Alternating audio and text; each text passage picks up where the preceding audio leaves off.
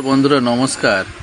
দেখো আজকে হলো 13ই মার্চ, 9:45 বাজে। সকাল 8টায় কুরবানির টিকিট ছাড়তে আরম্ভ করে দিল। 27শে মে কুরবানি। আর যদি সিএসটিএম থেকে হাওড়া এইদিকে 60 দিন পর 12ই মে, এইদিকে 60 দিন পর 12ই মে, মানে কুরবানির 15 দিন আগে, কুরবানির 15 দিন আগে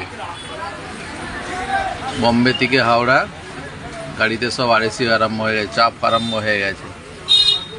যদি আমি দেখি আনন্দবিহার থেকে কামাখ্যা এইদিকে 60 দিন পর নর্থ ইস্ট থার্ড এসিতে পড়ে আছে, চাপ কম আছে। এখন নিলে নিতে পারো কুরবানির টিকিট কুরবানি থেকে 15 দিন আগে 12ই মে আনন্দবিহার, দিল্লি থেকে কামাখ্যা, গুয়াহাটির কামাখ্যা।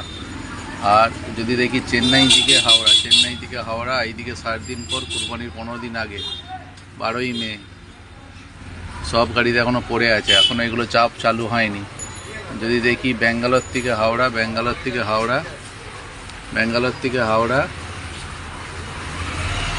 12ই মে কুরবানির 15 দিন আগে, সব গাড়িতে এখন টিকিট পড়ে আছে, এখনও চাপ চালু হয়নি, তবে আর কিছুদিন পরে পাওয়া যাবে না।